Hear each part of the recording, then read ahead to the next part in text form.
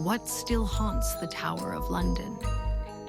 The Tower of London has stood for nearly 1,000 years, a fortress, a prison, and a place of blood-soaked secrets. But some of its most infamous residents may never have truly left.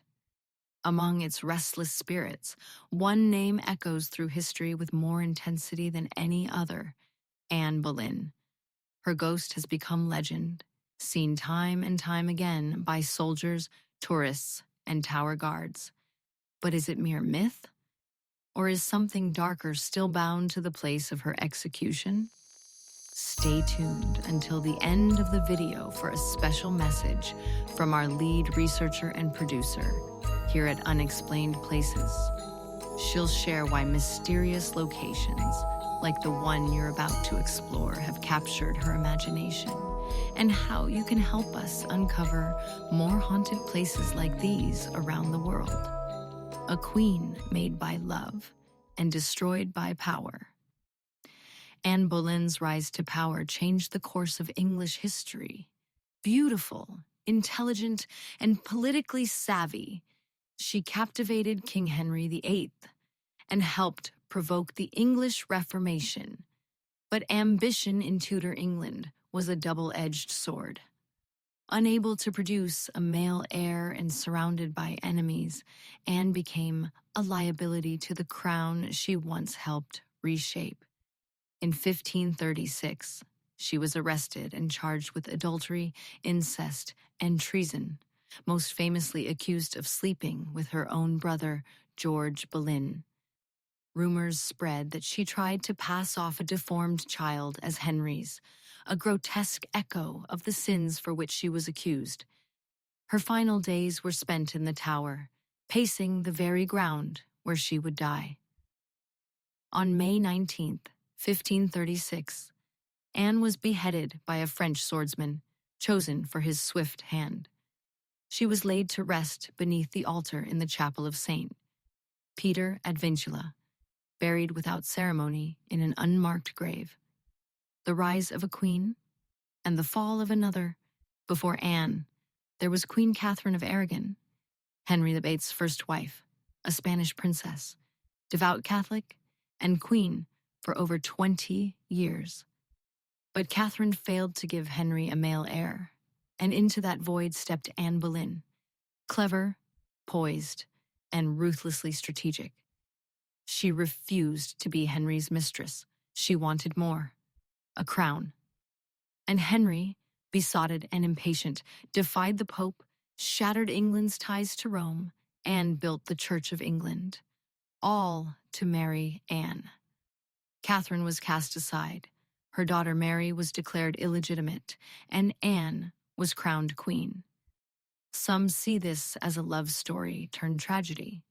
Others see it as the ultimate courtly coup. A woman who weaponized charm and ambition to seize a throne that didn't belong to her. Whispers of scandal and sin. But the glitter of power can't shield against envy or scrutiny. Anne made enemies, many of them. She alienated powerful nobles, insulted Catherine's supporters, and even clashed with the king's advisors. And behind the courtly smiles, darker rumors began to swirl. She was accused of witchcraft, of seducing Henry through unnatural means. Some whispered that one of her children, perhaps a miscarriage, had deformities, fueling gossip that she was cursed or unholy. And then came the most damning accusations: adultery, incest with her brother George Boleyn, and treason against the king. Were they true? Most historians believe they were trumped-up charges. But in this version of the story, we entertain a darker possibility. What if Anne wasn't entirely innocent? She was fiercely intelligent, politically savvy, and played a dangerous game with dangerous men. Did she get caught in her own web? Or did the men around her fear that she knew too much? The ghost who still walks. Anne Boleyn is said to haunt the tower with more frequency than any other spirit. Her ghost has become so well known that sightings of her are practically a tradition among yeoman warders and tourists alike. And the most common feature? She is headless. The guard who fainted, 1933. In one of the tower's most chilling ghost encounters, a sentry on duty in 1933 described seeing a glowing female figure drift from the locked chapel where Anne is buried. When he challenged the figure with his bayonet, it passed right through her, and he collapsed in terror. Later, he described the woman as wearing Tudor-era clothing and carrying her severed head beneath her arm. The story became so widely reported that it remains a key part of the tower's haunted history. The Phantom Carriage on May 19th legend says that on the anniversary of her execution, a silent black carriage pulled by headless horses makes its way through the tower gates. Inside, Anne sits in regal silence, her head resting in her lap. The carriage disappears near the chapel where her bones lie. Staff and visitors over the years have reported cold winds, pressure changes in the air, and an overwhelming sense of sorrow around Tower Green on this date. A presence in the Queen's house. The Queen's house, where Anne spent her final days, is said to be one of the tower's most haunted areas. Guests have reported seeing a woman in Tudor garb gliding through the corridors, vanishing into walls. Some claim to have heard weeping, whispers, or footsteps pacing at night. Other spirits of the tower. Anne may be the most famous, but she is not alone. The princes in the tower.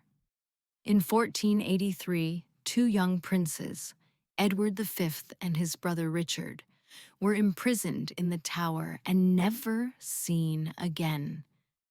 Many believe they were murdered by their uncle, Richard III, to secure the throne.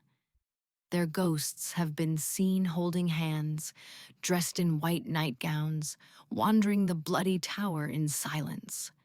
Witnesses report feelings of overwhelming sadness, whispers, or fleeting shadows moving just out of sight. Lady Margaret Pole, executed at 67 years old. Lady Margaret Pole's death in 1541 was particularly gruesome. She ran from the block, chased by an inexperienced executioner who hacked her to death with multiple blows. Her ghost is said to scream and flee across Tower Green, reenacting the moment of her violent death. The White Lady of the White Tower. Numerous guards have spoken of a pale woman with dark eyes, sometimes seen waving from an upper window of the White Tower. Accompanied by the scent of roses or old perfume, she appears and disappears at random. Some believe this is Anne Boleyn. Others suggest it could be Lady Jane Grey or Arabella Stuart, both royal women who met tragic ends after being imprisoned here. The Bear of the Martin Tower. In a truly bizarre case, a guard in the 1800s reported seeing a ghostly bear lunge at him near the Martin Tower. He was so shaken that he reportedly died of a heart attack shortly after. This may be tied to the tower's history as a royal menagerie. Ghosts, it seems, aren't limited to humans. Is Anne a warning, not a haunt?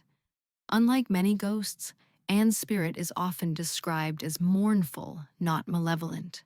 She doesn't seem to seek revenge, but remembrance. Some believe her ghost appears as a symbol of injustice, a lingering cry against a system that crushed her. Others go further, claiming she is an omen, her appearance marking times of royal upheaval, scandal, or tragedy. Could she be tied to the fate of the monarchy itself? Or is her presence simply a product of the trauma embedded in those ancient stones? Why does she still haunt the tower? The truth may lie in the emotional residue she left behind.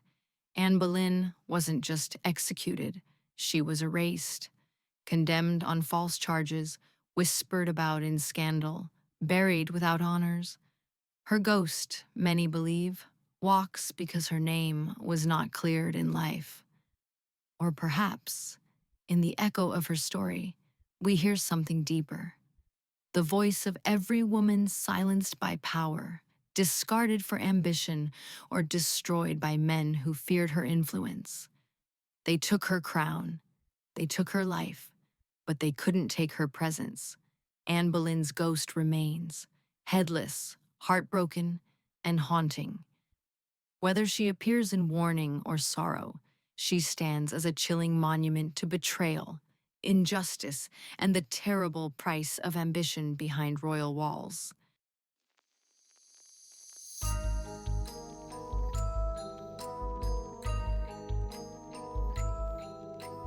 Places like this capture my imagination because they often have roots in real history and legend.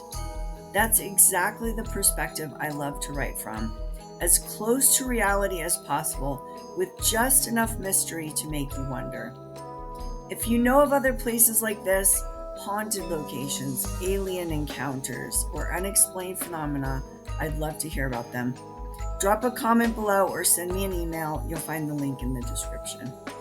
Who knows, your story might just inspire the next video or even a chapter in my upcoming book.